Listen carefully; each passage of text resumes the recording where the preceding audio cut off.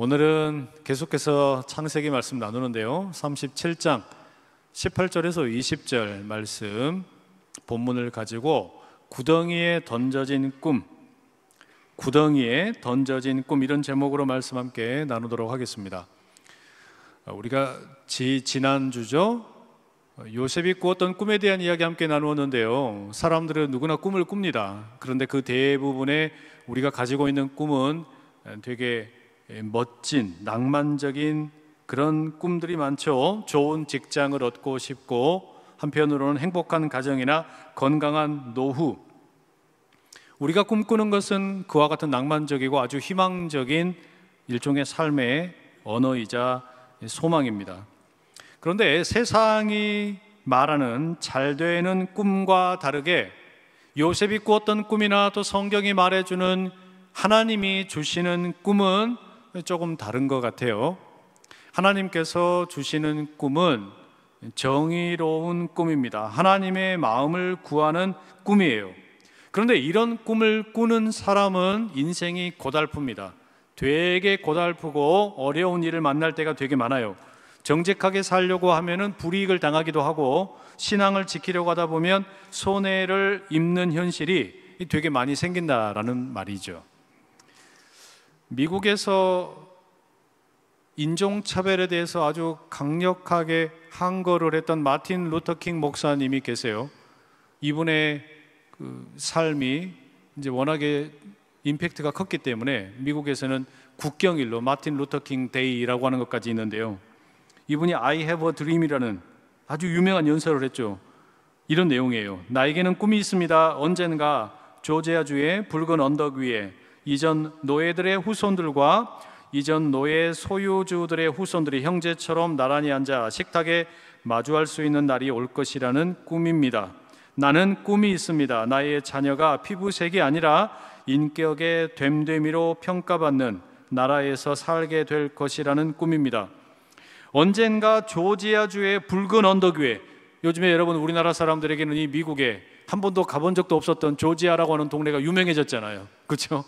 현대 자동차 공장에 일하러 갔던 한국 사람들이 300명 이상 불법 비자 없이 일하러 왔다 그래서 어려운 일을 당하기도 했었는데, 수십 년 전에 이 마틴 루터킹이라는 목사님은 그 남부 지역에 노예 활동을 했던, 노예 생활을 했던 사람들이 그 인종차별을 당하며 살았던 삶이 여전히 우리 가운데 계속되고 있다라고 하는 것에 대한 울분을 토하면서 I have a dream이라고 외쳤어요. 그리고 너무나 잘 나갔던 신학자였자 또한 목회자였던 이분이 이 꿈을 선포하고 외쳤더니 세상에서는 총과 칼로 응답을 했습니다. 암살을 당했어요. 너무나 안타깝게 세상을 떠나게 됐죠. 아주 이와 비슷한 이야기가 오늘 본문에 나오는 그런 요셉의 이야기입니다. 하나님이 주신 꿈 때문에 인생이 그야말로 나락으로 추락하는 한 사람의 이야기예요. 요셉은 하나님께서 주신 두 가지의 꿈을 꾸었습니다. 자기의 곡식단은 가만히 서 있고 나머지 형들의 곡식단이 자기에게 절을 하는 꿈을 꾸었어요. 또 한편으로는 해와 달과 11별이 자기를 향하여 절을 하는 꿈을 꾸었습니다. 이 꿈을 형들에게 이야기하고 부모님에게 이야기했는데 그 꿈 때문에 꾸지람을 당하기도 하고 형들에게 더 커다란 미움을 받기도 했습니다. 17살, 그저 철없는 그런 청소년의 꿈이라 사람들은 치부하기도 했고, 저런 못돼 먹은 놈이 있나 라고 하는 비난을 당하기도 했어요. 세월이 흘렀습니다. 아버지 야곱이 요셉을 형들에게 보내려고 계획을 세웁니다. 형들이 양떼를 치고 있는 곳은 세겜이라고 하는 곳으로 약속이 되어 있었는데, 과연 거기에서 형들이 양들을 잘 돌보고 있는지 가서 한번 보고 와라, 일종의 사찰을 시킨 겁니다. 형들을 찾아서 요셉은 세겜으로 갔습니다. 그런데 세겜에 형들이 없어요. 이게 이를테면 뭐와 같은 겁니까? 부모님이 자녀에게 학원에 가는 줄 알고 잘 갔다 와라 이야기했더니 학원에 없어. 학원에 전화를 해봤더니 오늘 아무개 안 왔는데요. 그리고 어디 갔나 봤더니 PC방 가서 게임하고 자빠져 있는 거예요. 지금 이 세겜에 있을 줄 알았던 형들이 없어.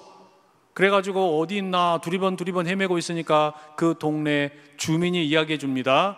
그 사람들 도단이라고 하는 곳으로 갔어요. 요셉이 길을 헤매다가 어렵게 도단에 도착을 했습니다.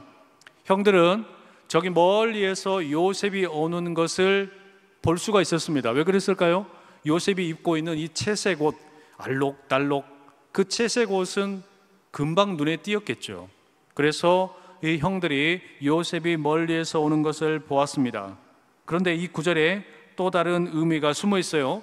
요셉이 자기들에게 가까이 와가지고 무슨 말을 하기도 전에, 아직 아무 말도 하지 않았는데 형들의 마음속에는 이미 악한 계획이 있었습니다. 뭐라고 말하냐?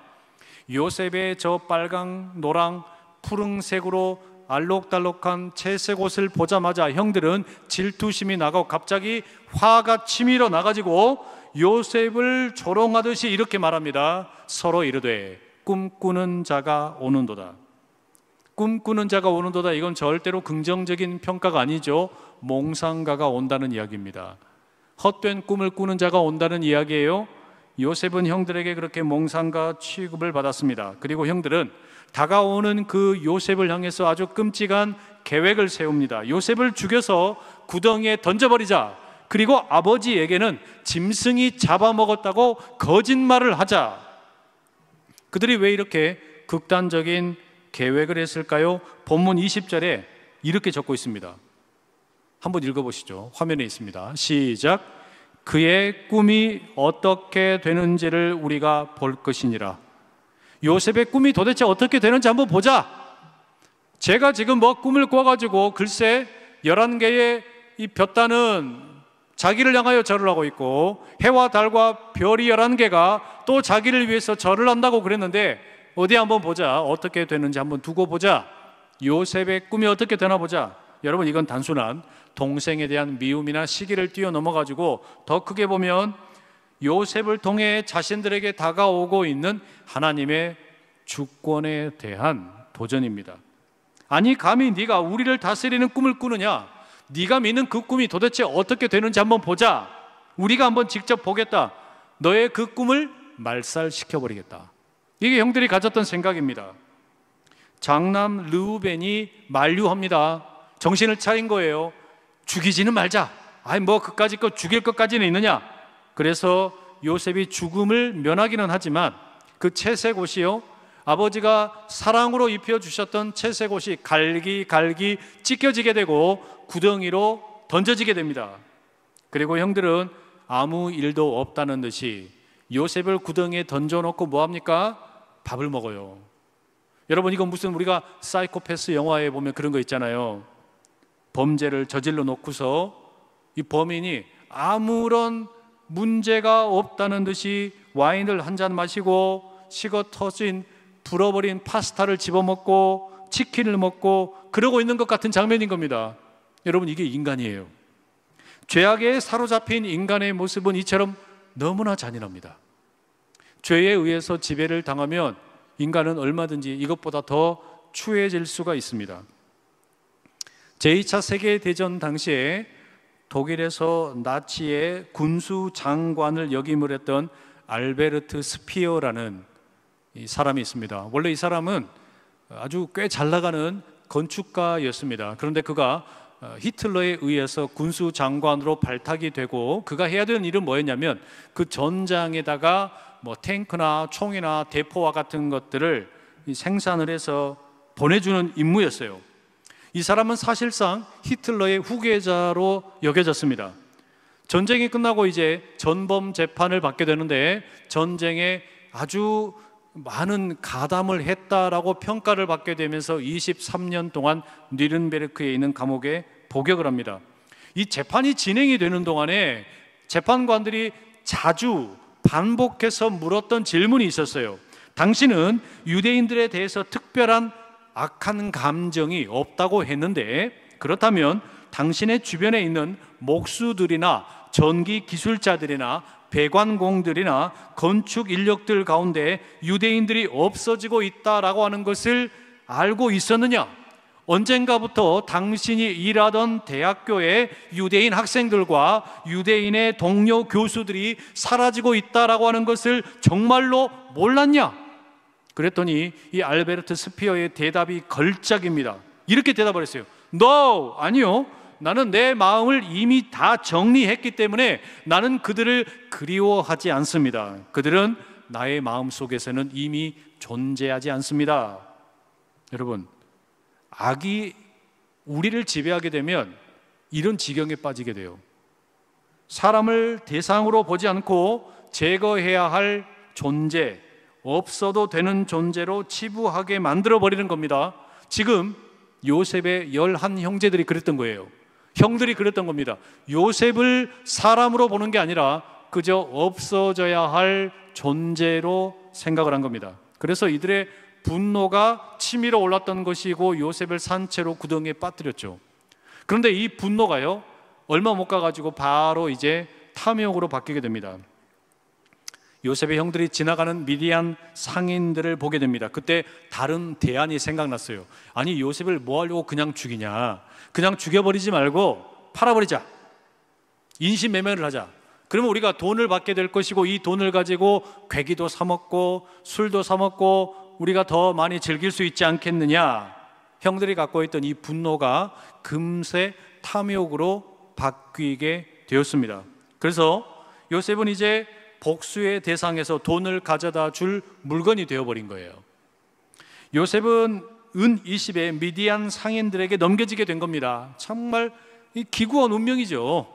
성경에 기록은 없지만 요셉이 이런 일을 당할 때 어떻게 반응을 했을까요? 형들이 자기 옷을 찢을 때, 그리고 구덩이에 던질 때, 구덩이에서 끌어올려가지고 미디안 상인들에게 팔렸을 때, 요셉이 그럴 때 과연 어떻게 했을까요? 형님들 뜻대로 하시옵소서 이랬을까요? 아마 그러지 않았을 거예요. 아마 울고불고 눈물을 흘리면서 살려달라고, 나를 좀 불쌍히 여겨달라고, 형님들 왜 이러시냐고, 이러시면 안 된다고 애걸복걸했을 거예요. 매달렸을 거예요.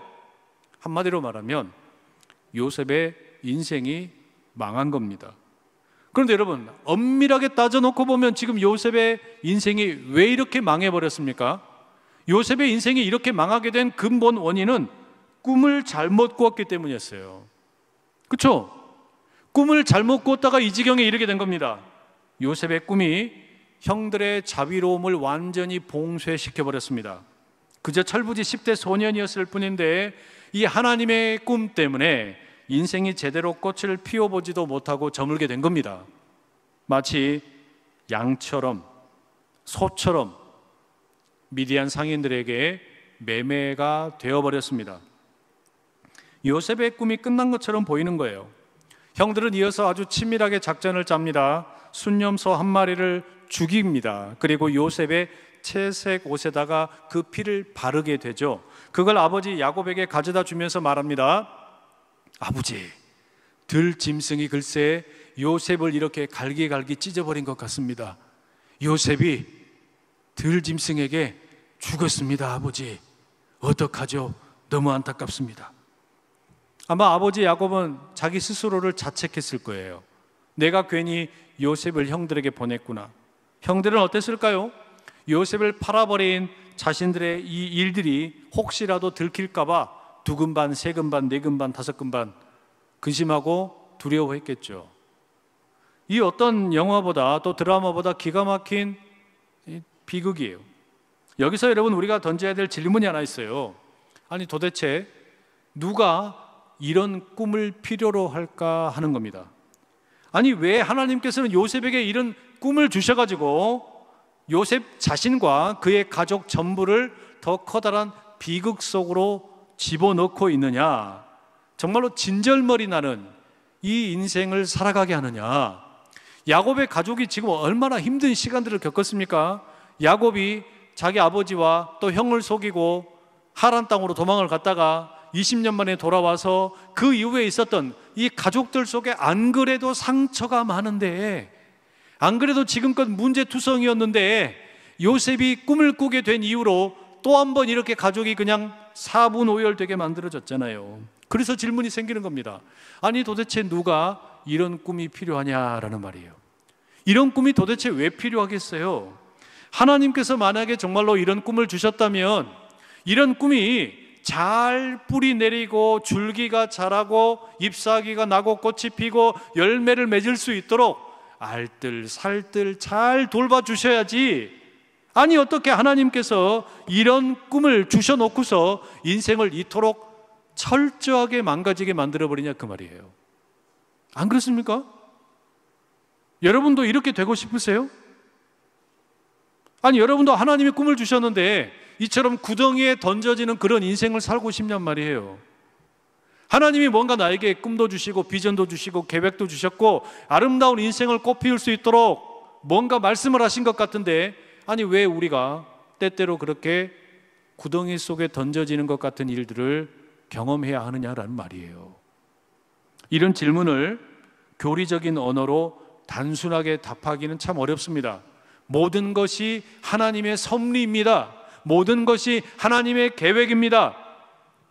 이렇게 말하는 것은 쉬운데 현실 속에서 그걸 받아들이기는 쉽지 않아요. 그렇죠? 이걸 받아들이기는 쉽지 않은 거예요. 병원에 검진을 하러 가가지고 건강검진의 결과가 좋지 않아요. 암 진단을 받았어요. 그런 분들에게 다 하나님의 계획입니다. 다 하나님의 섭리입니다. 너무 잔인하잖아요. 안 그래요?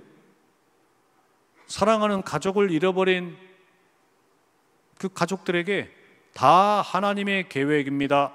하나님께서 섭리하시는 일입니다. 하나님의 계획 속에 우리의 인생이 있습니다. 이렇게 이야기하는 것은 언어 폭력이잖아요. 너무 잔인하잖아요. 그렇지 않습니까?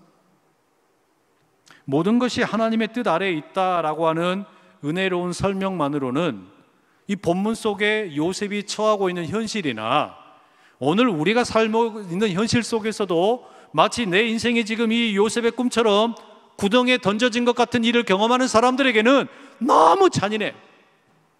너무너무 잔인해요. 아니 누가 암이 걸리고 싶어요? 아니 누가 사랑하는 가족을 그렇게 갑작스럽게 잃고 싶어요?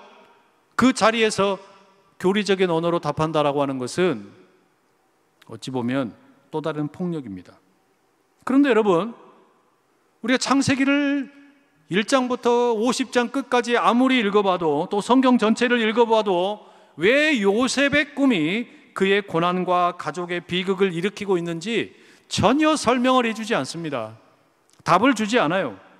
그런데 오히려 우리에게 조금 다른 이야기를 들려줍니다. 왜 내게 이런 고민이, 이런 고난이, 왜 이런 아픔이, 왜 이런 상처가 찾아왔냐고, 내가 왜 구덩이에 던져졌냐고 우리가 외치면요, 하나님은요 이상하게 분리하면 침묵, 하나님은 분리하시면 이상하게 아무 말씀을 안 하셔. 침묵하셔요. 그리고는 다른 이야기를 하시는 거예요. 뭐라고 말씀하시냐? 누가 요셉이 꾸었던 그런 꿈을 필요로 하느냐? 여러분 여기에 대한 답을 아시겠어요? 요셉이 꾸었던 이런 꿈을 누가 필요로 합니까? 요셉이 필요한가요? 아니요. 이거 요셉에게 아무짝에 쓸모없는 꿈이었어요. 그럼 야곱에게 필요합니까? 아니요. 야곱에게도 필요 없는 꿈이에요. 요셉에게 주어졌던 이 꿈이 필요한 것은 철저하게 누구냐면 하나님이에요. 이 꿈을 필요로 하는 것은 하나님 외에 다른 누구도 아닙니다. 하나님만이 이런 종류의 꿈을 필요로 하고 있습니다. 저와 여러분이나 세상의 모든 사람들은 하루하루 살기에 대단히 바쁩니다. 그저 우리 눈앞에 닥치고 있는 문제들 그거 해결하느라고 우리는 급급하고 있어요.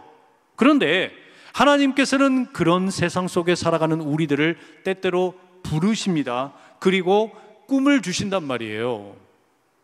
버거운 꿈, 뭐 내가 잘 사는 꿈, 내가 잘 되는 꿈, 건강한 꿈, 우리 가족들이 다 우리 건강하고 잘 되고 좋은 직장을 얻고 행복한 이런 꿈이 아니라 하나님이 주시는 꿈은요 되게 부담스러워요.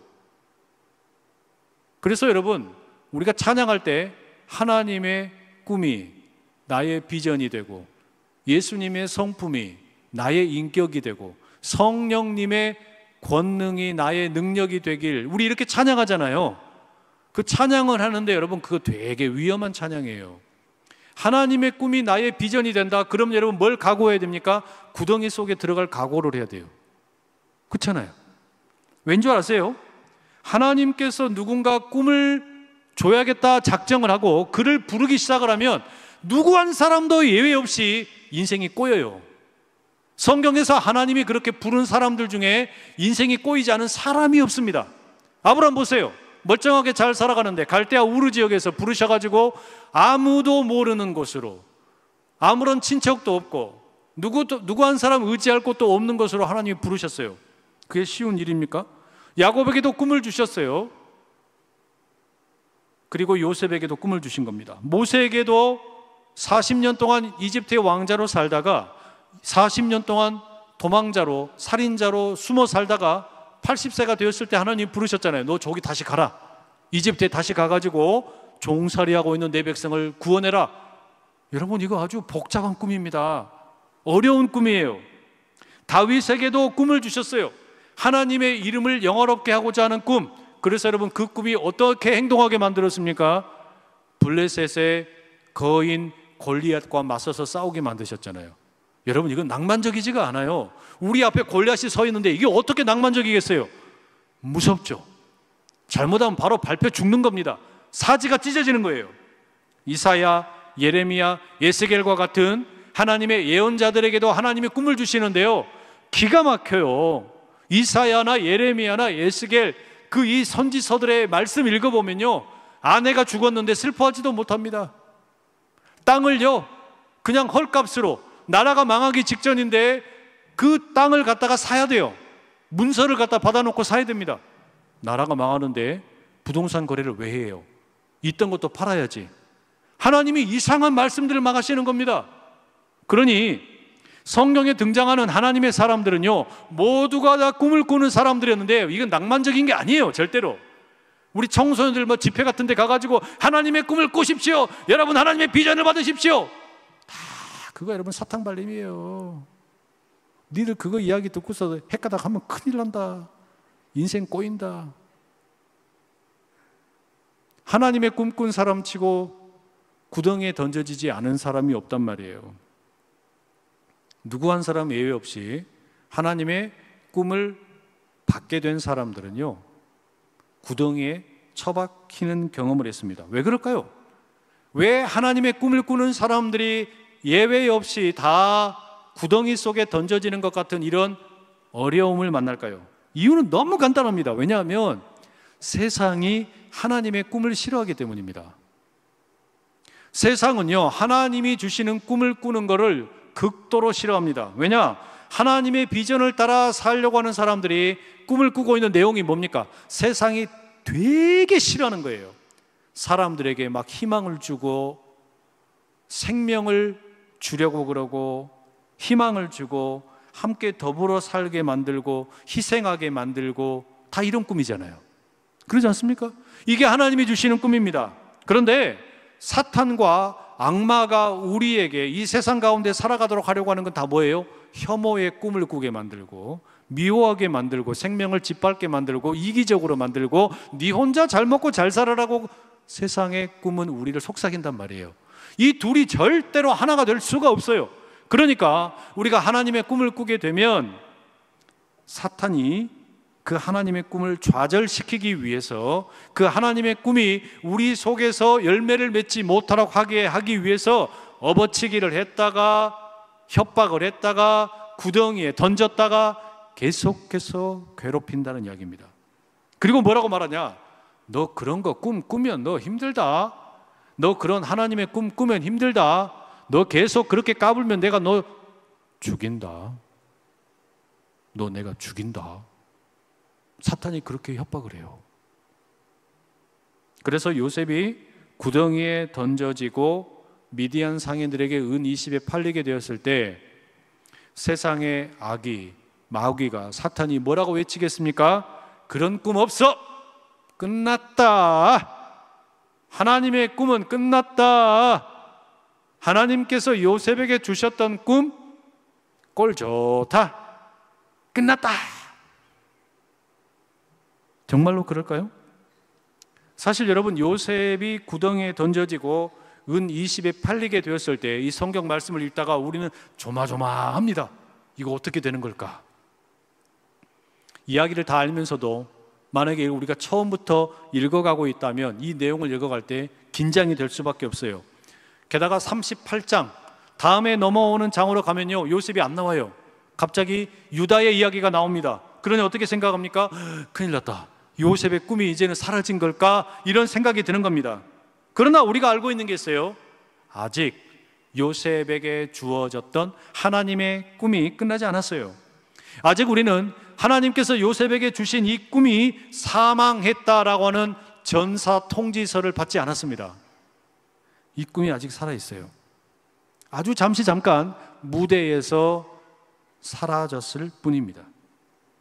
악한 사탄 마귀의 하나님의 꿈을 계속해서 방해하려고 하는 이와 같은 계획은 이 성경의 역사 동안에 계속 이루어집니다. 구약의 이야기 동안에, 그리고 구약과 신약의 그 중간기 약 400년의 시간을 보낸 동안에 이제는 하나님의 음성이 멈춘 줄 알았어요.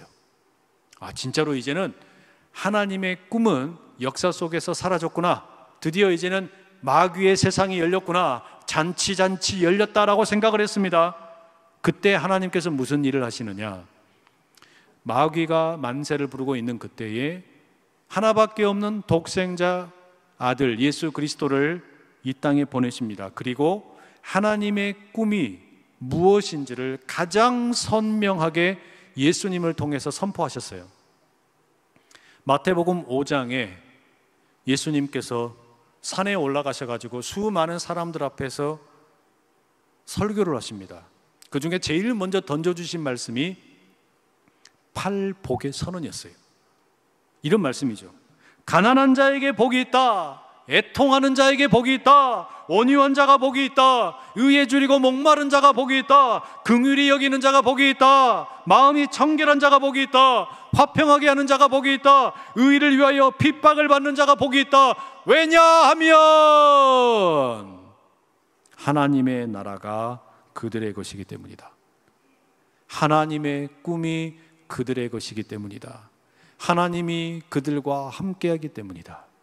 예수님이 그렇게 선포하셨어요. 여러분, 이게 말이 돼요? 가난한 자에게, 애통하는 자에게, 온유한 자에게, 의에 줄이고 목마른 자에게, 긍휼히 여기는 자에게, 마음이 청결한 자에게, 화평하게 하는 자에게, 의를 위해 핍박을 받는 자에게 무슨 놈의 복이 있어요? 그렇게 살면 힘들어. 그렇게 살면 골달퍼. 그렇게 살면 손해볼 수밖에 없다라고 가르치는 게 세상의 논리인데, 예수님은 대놓고 선포하셨어요. 이게 하나님의 꿈이다. 하나님의 나라가 가까이 왔다. 하나님의 꿈이 곧 연결어질 것이다. 하나님의 꿈이 온전하게 이루어지고 이 세상 가운데 온 열방과 온 세상과 모든 민족을 다스리게 될 것이다. 모든 눈들이 하나님의 영광을 보게 될 것이고 그분의 아름다움을 보게 될 것이고 더 이상 억울하게 눈물 흘리는 자가 없게 될 것이고 정의가 강물처럼 흐르게 될 것이다. 공의가 하수처럼 흐르게 될 것이다. 그래서 말씀하신 거예요. 하나님의 나라가 그들의 것이다. 예수님이 선포하신 이 말씀, 하나님의 꿈, 하나님의 비전을 악한 사탄 마귀가 좋아할 리가 없겠죠? 당연히 싫어합니다. 그래서 어떻게 합니까? 어떻게 하면 저 예수 속에 있는 하나님의 꿈을 죽일까? 요셉에게 했던 것처럼. 어떻게 하면 저 꿈을 좌절시킬 수 있을까? 계획을 하다가 대제사장들 속으로, 서기관들 속으로, 종교 지도자들 속으로 마귀가 들어갑니다. 그들이 질투심으로, 자기의 권력을 지키고 싶은 그 이기심으로 예수님과 대적을 하게 만듭니다. 그리고 또 이 마귀가 누구에게로 들어갑니까? 가룟 유다에게 들어갑니다. 가룟 유다가 그때 악의 사주를 받고 악에게 협조를 하게 됩니다. 은 30에 예수님을 팔아버립니다. 은 20에 요셉을 미디안 상인에게 형들이 팔아버린 것처럼 가룟 유다는 은 30에 예수님의 꿈을, 예수님이 가지고 있던 하나님 나라의 비전을 제사장들에게 팔아버렸어요. 결국에 예수님도 구덩이에 던져지게 됩니다. 십자가라는 구덩이에요. 지극히도 고난스러울 수밖에 없는 구덩이, 십자가에 던져집니다. 창에 찔리고 채찍과 침뱉음과 조롱을 당하게 되는데, 세상의 악과 또 그 악한 마귀를 따르던 사람들, 그리고 심지어는 예수님을 뒤따르던 제자들까지도 이제는 진짜로 하나님의 꿈이고 뭐고 끝났다, 예수님이 말씀하신 건 다 끝났다, 성령이 임재하신다, 뭐 이런 헛소리는 다 끝났다라고 생각을 했어요. 왜? 꿈이 구덩이에 던져져 버렸으니까, 십자가에 달려버렸으니까 예수님과 함께 그 꿈도 죽었다고 생각을 했어요. 마귀도 여러분 예수님을 십자가에 못 박아놓고서 이제 우리가 이겼다, 축배를 들면서 승리를 즐겼습니다. 그런데 사탄 마귀는 몰랐어요. 며칠 후에 무슨 일이 일어나게 될 것인가 정작 몰랐던 겁니다. 죽은 줄로만 알았던 예수님이 살아나셨어요. 이건 예수님만 살아난 게 아니라 예수님께서 선포하셨던 그 꿈이 함께 살아난 거예요. 예수님이 선포하셨던 하나님 나라의 비전이 살아난 겁니다. 하나님의 꿈이 살아났어요. 예수님은 그렇게 하나님의 꿈을 죽이려고 했던 악한 사탄의 모든 계획을 원천무효로 만들어 버리셨어요. 그리고 부활하신 예수님이 뭐라고 말씀하셨습니까? 세상 끝날까지 내가 너희와 함께 할 것이다. 너희들은 이제 예루살렘과 온 유대와 사마리아와 땅끝까지 이르러서 증인이 되어다오. 그리고 아버지와 아들과 성령의 이름으로 세례를 베풀어다오. 그게 무슨 이야기입니까? 이 하나님의 꿈을 너희들이 이제는 맡아서 이 세상 가운데 나누어 주라. 그런데 바로 그 하나님의 꿈을 실어 나르는 그 여러분들의 그 길 가운데, 여러분의 걸음 가운데 내가 세상 끝날까지 함께 하겠다, 세상 끝날까지 내가 너희들의 꿈이 되어 주겠다, 세상 누구도 너의 꿈을 이길 수 없을 것이다, 내가 너와 함께 할 것이니까 두려워하지 말아라, 내가 너의 꿈이 되어 너를 붙들어 주겠다. 매서운 바람도 거친 파도도 온갖 유혹도 하나님께서 너희들에게 주신 이 꿈을 결코 죽일 수 없을 것이다. 예수님은 그 말씀 마치시고 승천하셨어요. 고등학교에서 음악 교사로 30년 동안 근무를 했던 한 선생님이 계셔요. 어느 날 학교로부터 연락을 받았습니다. 학교에 돈이 없어가지고 음악 교육 과정을 없애기로 했답니다. 그래서 30년을 근무했던 이 선생님을 이제 해고한다라고 통보를 했습니다. 이 선생님의 이름이 글렌 홀랜드입니다. 본래 계획은요, 대학을 졸업을 하고 위대한 교향곡을 만들어서 브로드웨이에 진출하는 것이 꿈이었어요. 사람들로부터 존경받는 작곡가가 되는 것이 그가 가지고 있던 인생의 가장 커다란 꿈이었습니다. 그런데 가난 때문에 너무 돈이 없어서 잠시 동안만 교사 생활을 해야 되겠다라고 학교에 들어왔는데, 어쩌다 보니까 30년 동안 학교에 머물게 되었습니다. 그동안에 훌륭한 교향곡을 작곡을 해서 유명해지려고 했던 자신이 가지고 있던 꿈 다 사라져 버렸어요. 기대를 걸었던 창작 활동도 하나도 하지 못했습니다. 아들이 하나 있는데 청각장애를 가지고 있습니다. 이제 30년의 근무를 마치고 자기 얼굴을 이 거울에 비춰보니까 남은 것이라고는요, 주름진 이마와 초라한 퇴임밖에 없어요. 마지막으로 학교를 떠나는 날 단촐하게 짐을 챙기고 이제 나가고 있는데 저기 음악 강당에서 음악 소리가 들려옵니다. 그래서 그냥 홀린 듯이 그 길로 들어가 봤어요. 그랬더니 거기에 글쎄요, 자신이 30년 동안 가르쳤던 제자들이 모두 모여 있어요. 무대의 휘장이 쫙 열리더니 그 제자들로 구성된 오케스트라가 자리를 잡고 있습니다. 이 홀랜드 선생님에게 지휘봉이 전달이 되었습니다. 그리고 늙은 선생님이 지휘를 합니다. 학생들의 오케스트라와 함께. 연주가 끝나고 난 다음에 맨 앞에 앉아있던 현직 주지사인 제자가 감사의 인사를 이렇게 전합니다. 홀랜드 선생님은 제 인생뿐 아니라 여러 사람의 인생에도 깊은 영향을 끼쳤습니다. 그러나 선생님 스스로는 인생을 헛되이 보냈다고 생각하실지도 모르겠습니다.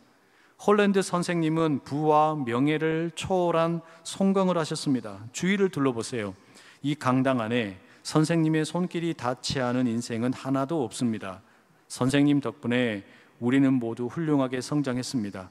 우리가 선생님의 심포니입니다. 여기 있는 제자들 한 사람 한 사람이 모두 아름다운 인생의 음을 연주할 수 있는 음표이자 음악입니다. 바로 우리 모두가 선생님의 음악이 빚어낸 작품 홀랜드 오퍼스입니다. 이게 여러분 영화 미스터 홀랜드 오퍼스라는 그 영화의 한 장면이에요. 예수님의 꿈은 십자가 구덩이에 던져졌습니다. 요셉의 꿈처럼 구덩이에 던져졌어요. 그런데 거기에서 주님의 꿈이 사라지는 것이 아니라 다시 살아나고 오늘까지 이르고 있는 거죠. 예수님의 꿈은 수많은 제자들을 통해 오늘 우리들에게까지 이어지고 있습니다. 그리고 앞으로도 그 역사는 계속될 거란 말이에요. 하나님의 이 꿈에 초청받으신 여러분 모두를 진심으로 환영합니다. 그리고 하나님의 꿈에 초청받은 여러분들은 아마 구덩이에 던져지는 또 그런 일을 경험을 하실 겁니다. 여러분의 인생이 구덩이에 던져졌다라는 것은요, 달리 말하면 하나님의 꿈이 지금 여러분 속에 일하고 있다는 증거입니다. 그렇죠? 내 인생이 어쩌다가 지금 이렇게 구덩이에 던져졌을까? 내 인생이 어쩌다가 이렇게 못된 질병의 구덩이에 던져졌을까? 내 인생이 어쩌다가 이렇게 슬픈 구덩이에 던져졌을까? 내 인생이 어쩌다가 이렇게 사업의 실패라는 구덩이를 만났을까? 내 인생이 어쩌다가 이렇게 우울증과 공황장애라는 구덩이에 던져졌을까? 내 인생이 어쩌다가 대학의 입시에 실패했다는 구덩이에 던져졌을까? 직장을 구하지 못하는 구덩이에 던져졌을까? 여러분, 그게 뭐냐? 신앙의 눈으로 보면 그것은 여러분의 삶이 하나님의 꿈과 함께 살아가고 있다는 증거입니다. 그리고 우리가 확신하는 바는 뭐냐면 구덩이에 던져진 우리의 그 꿈이 거기에서 끝나는 게 아니라 거기에서 빠져나와서 결국에는 하나님의 꿈이 이루어질 것이라는 믿음입니다. 그리고 여러분, 우리는 홀랜드 오퍼스 30년 동안 이 선생님의 지도를 받았던 수많은 제자들이 고백하기를 우리가 홀랜드 선생님의 교향곡입니다. 우리가 홀랜드 선생님의 심포니 음악의 악보입니다 라고 고백을 했던 것처럼 여러분, 우리 모두가 다 지저스 오퍼스입니다. 예수님의 심포니, 예수님의 교향곡에 우리가 하나하나의 음표입니다. 악한 사탄 마귀가 이기지 못하고 하나님의 꿈을 따라 살아갔던 사람들, 그 한 사람 한 사람의 삶이 곧 음표가 되는데, 여러분, 우리 모두가 함께 모여서 이게 악보가 만들어지면 그게 바로 지저스 오퍼스, 예수님의 교향곡이 된다는 이야기예요. 하나님의 꿈이 어디 있냐? 예수의 꿈이 어디 있냐라고 누군가가 반문한다면 여기 모여있는 하나님의 꿈을 꾸고 있는 꿈쟁이들, 그 하나님의 꿈을 가지고 살아가고 있는 사람들이 모여있는 안산제일교회를 봐라. 저기를 보면 하나님의 꿈이 살아있다는 것을 알게 될 것이고 예수님의 꿈이 여전히 살아있다는 것을 알게 될 것이다. 우리가 당당하게 외칠 수 있기를 간절히 축복합니다. 요셉처럼, 마틴 루터킹 목사님처럼 하나님의 꿈 때문에 구덩이에 던져진 것처럼 느껴지는 성도 여러분, 진심으로 축복합니다. 왜냐? 그 구덩이 속에서 여러분의 인생이 새롭게 더 빚어질 것이고 하나님의 꿈은 더 아름답게 연결게 될 것이고 결국에는요, 여러분은 지금 가장 명확한 빛나는 하나님의 음표가 되어가고 있기 때문입니다. 주님, 우리가 구덩이에 있을 때도 하나님의 꿈이 살아있음을 믿습니다. 우리의 작은 삶을 통해 예수님의 심포니가 아름답게 울려 퍼지게 해주십시오. 여러분, 이 기도의 제목이 우리에게 있기를 간절히 축복합니다. 그러니 우리에게 요청되는 게 뭡니까? 이 꿈의 생명력을 선포하십시오. 우리가 당하는 고난과 실패가 끝이 아니라 이 하나님의 꿈은 여전히 살아있다라는 것을, 우리는 지금껏 결코 하나님의 꿈의 전사 통지서를 받지 못했어요. 하나님의 꿈은, 여러분 안에 살아있는 그 하나님의 꿈은 지금도 꿈틀거리고 있고 살아있으니 이 꿈의 생명력을 매일같이 선포하며 믿음으로 나아가실 수 있기를 간절히 축복합니다. 그리고 작은 헌신을 통해서 이제 여러분 각자의 삶을 오퍼스, 악보로 만들어 가십시오. 홀랜드 선생님처럼 우리의 작은 수고와 헌신이 누군가의 인생을 변화시키는 아름다운 음표가 될 수 있다는 것을 믿고 맡겨진 자리에서 신실하게 사명을 감당할 수 있기를 축복합니다. 결국에 우리가 믿는 건 뭐냐면 하나님의 꿈은 이루어진다. 2002년 월드컵 때 꿈은 이루어진다. 그렇게 우리 민족들 외치고 또 외쳤잖아요. 그때 외쳤던 꿈이 뭔지는 모르겠어요. 월드컵 4강에 가는 꿈인지, 잘 먹고 잘 사는 꿈인지, 아니면 병에서 낫는 꿈인지 모르겠어요. 그러나 우리는 분명하게 외칠 수 있는 꿈이 있어요. 하나님의 꿈은 반드시 이루어진다. 예수님의 꿈은 반드시 이루어진다. 우리의 삶을 통해서, 구덩이에 던져진 것 같은 내 인생을 통해서 주님의 꿈은 이루어질 수밖에 없다. 이 믿음을 가지고 힘차게 달려가는 우리 모두 될 수 있기를 간절히 축복합니다. 기도하겠습니다. 주님, 우리가 구덩이에 있을 때에도 하나님의 꿈이 살아있음을 믿고 그 꿈을 의지하며 달려갑니다. 우리의 작은 삶을 통해 예수 그리스도의 심포니가 울려 퍼지게 하셔서 우리의 삶이 모여서 하나님의 꿈을 증거하고 노래하는 가장 아름다운 악보가 되게 하여 주시옵소서. 예수님의 이름으로 기도합니다.